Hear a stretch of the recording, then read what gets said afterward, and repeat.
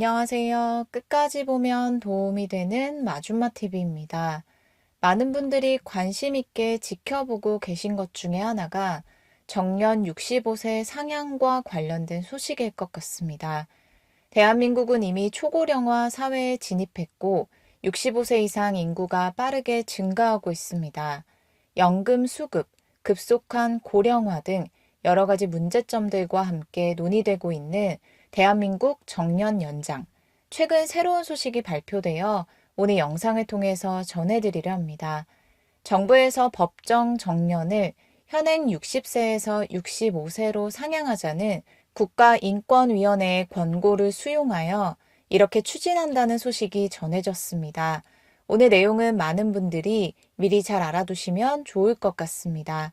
그런 관련 내용이 궁금하신 분들은 오늘도 끝까지 봐주세요. 지난해 25년 2월 27일 국가인권위원회는 정부의 제도 개선을 권고했습니다. 현재 법정 정년 60세를 65세로 상향하자는 것이 핵심 권고사항인데요. 정년 연장을 권고한 중요한 몇 가지 이유들이 있습니다. 먼저 국민연금 수급 연령과 정년에 따른 소득 공백 때문입니다. 한국의 정년은 60세이고 국민연금 수령은 65세입니다. 즉 충분한 노후소득이 준비되어 있지 않다면 60세에서 65세 사이 5년 동안의 소득 공백이 발생할 수 있습니다. 이 기간 동안에 저축이 충분하지 않은 사람은 생활이 어려울 수 있습니다. 60세에 회사에서 퇴직을 하고 65세부터 국민연금을 받는다면 5년 동안의 월급이 0원인 것인데요. 이 때문에 노후 빈곤이 발생할 수 있습니다. 다음은 급속한 고령화입니다. 현재 우리나라는 65세 이상 인구 비중이 전체 인구의 20% 이상을 차지하는 초고령화 사회에 진입했습니다. 고령 인구가 늘어나면서 노동시장에 고령 인력 활용 필요성이 증가했는데요. 이에 따라 정년을 연장하여 경험이 많은 고령 근로자를 통해서 경제가 돌아가는 데 도움이 될 수 있어 정년 연장 필요성이 증가한 것입니다. 또 다른 이유로는 노인 빈곤 문제가 있습니다. 한국은 OECD 국가 중 노인 빈곤율이 상당히 높은 수준입니다. 퇴직 후 소득이 단절되면 생계가 위협될 수 있는데요. 정년을 연장하여 퇴직 후 소득 공백을 줄이는 것이 필요합니다.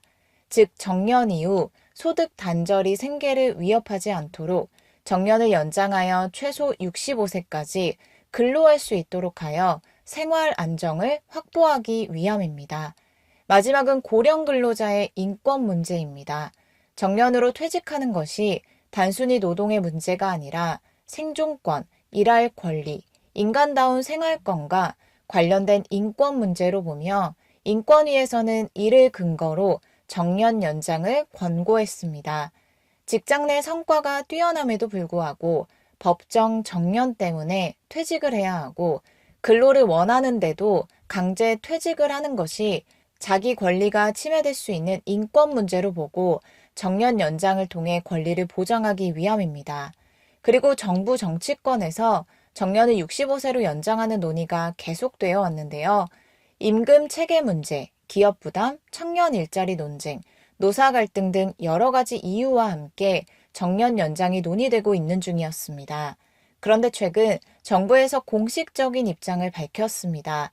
바로 정부가 법정 정년을 60세에서 65세로 상향하자는 국가인권위원회의 권고를 수용하겠다고 발표한 것입니다. 즉, 인권위가 정년 65세를 권고했고 정부에서 수용 의사와 입법 추진 계획을 공식적으로 밝힌 것입니다. 이제는 정년 연장이 단순히 논의되는 단계가 아니라 정책 추진 단계로 넘어갔다는 의미입니다. 정부는 인권위 권고에 대해 법정 정년 연장은 노사 간 이견이 큰 사안이므로 사회적 대화를 통해 국민적 공감대를 바탕으로 추진하겠다고 입장을 밝혔습니다.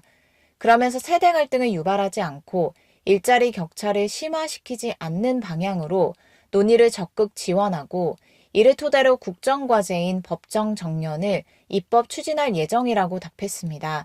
그럼 어떻게 입법을 추진할 것인지 공식적으로 발표된 내용을 토대로 설명드릴게요. 정부에서 인권위 권고를 수용하되 단계적으로 입법을 추진하겠다는 것입니다. 즉, 방향은 찬성하지만 바로 시행은 어렵고 단계적 입법을 추진한다는 것입니다. 가장 중요한 것이 바로 단계적 입법입니다. 단계적 입법이라는 것은 60세에서 65세로 정년을 한 번에 올리는 것이 아니라 몇 년에 걸쳐서 올리는 방식입니다. 예를 들어 60세에서 62세, 62세에서 63세, 63세에서 65세 이런 방식으로 올리는 것입니다.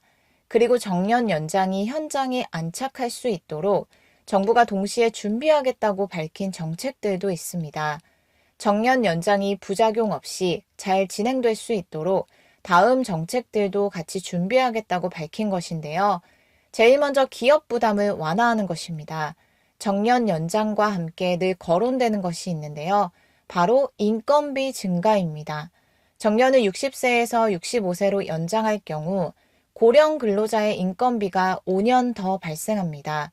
특히 연공서열 임금 구조에서는 60대 근로자가 50대보다 급여가 높기 때문에 기업 입장에서는 부담이 크게 늘어날 수 있습니다. 이에 따라 정부 대응 정책으로 세제 지원, 금융 지원, 인건비 지원 방안도 마련하겠다고 밝힌 것입니다. 세제 지원은 고령 근로자 인건비 일부를 세금 혜택으로 지원하는 것이고, 금융 지원은 중소기업이 고령 근로자 채용 시 저리대출 등을 지원하는 것입니다. 인건비 지원은 직접적인 고용지원금입니다. 예를 들어 A 중소기업 60세 근로자 1명이 월 400만 원으로 정년을 연장할 경우 65세까지 고용하면 5년 동안 총 2,400만 원이 추가 부담됩니다. 정부가 인건비 50%를 지원하면 기업 부담이 절반으로 감소함에 따라 정년 연장이 가능해지도록 하는 것입니다.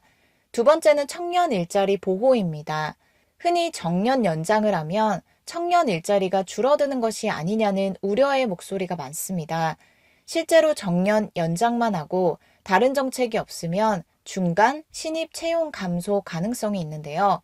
청년 고용 정책과 기업이 신입과 고령 근로자를 동시에 고용하도록 유도하는 일자리 격차 완화 정책 등을 통해서 고령 근로자와 청년 모두 고용 유지가 가능하도록 하는 지원 방안 마련도 검토될 것으로 예상됩니다.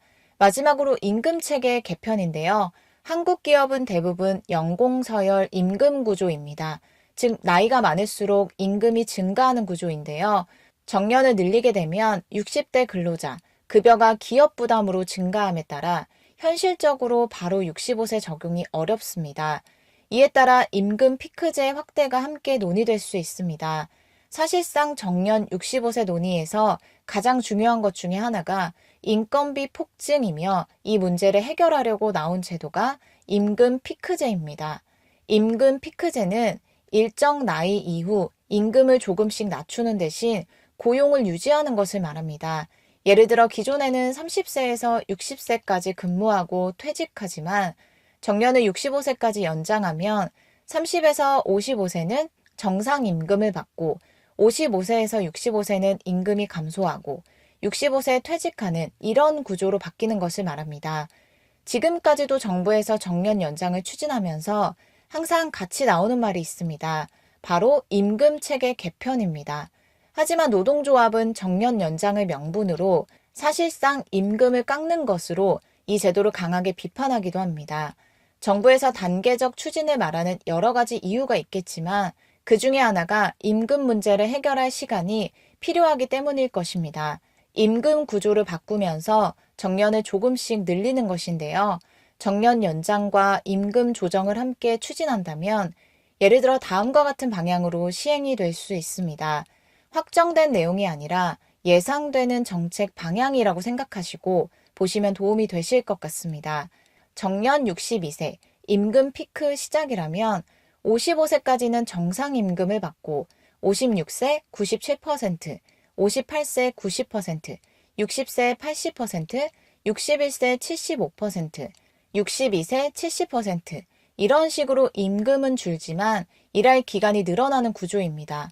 그리고 만약 노사협의가 진행되어 정년을 63세로 늘릴 경우에는 55세 100%, 57세 95%, 59세 85%, 61세 75%, 63세 65% 임금을 받는 구조로 바뀔 가능성도 있을 것 같습니다. 그리고 만약 최종적으로 정년이 65세로 늘어난다면 이때는 임금 구조가 완전히 달라질 가능성이 높습니다. 40대 100%, 50대 초반 105%, 55세 100%, 60세 80%, 63세 70%, 65세 60%, 즉 임금 최고점이 50대 초반이 될 수도 있을 것으로 예상됩니다. 예를 들어 설명드린 부분은 실제로 노동시장 구조가 이렇게 바뀐다는 것이 아니라 바뀔 가능성이 있는 내용을 예를 들어 설명드린 것으로 이해하시면 됩니다. 오늘은 정년 연장 관련된 내용에 대해서 살펴봤는데요. 3월 10일부로 정년 연장 논의가 공식 정책 단계에 들어갔다고 알고 계시면 될 것 같습니다. 정년 65세 논의가 이론에서 정부 수용으로 정책 추진 단계로 넘어갔기 때문에 앞으로 노사정 협의, 법 개정 논의, 단계적 정년 연장 등 여러 논의를 거쳐서 실제 적용이 언제부터 어떻게 이루어질지에 대해서 계속해서 발표될 것으로 전망됩니다. 새로운 소식이 또다시 전해지면 다시 한번 영상을 통해서 안내드릴게요. 오늘도 끝까지 봐주셔서 정말 감사합니다. 구독과 좋아요, 알림 설정 꼭 부탁드립니다. 감사합니다.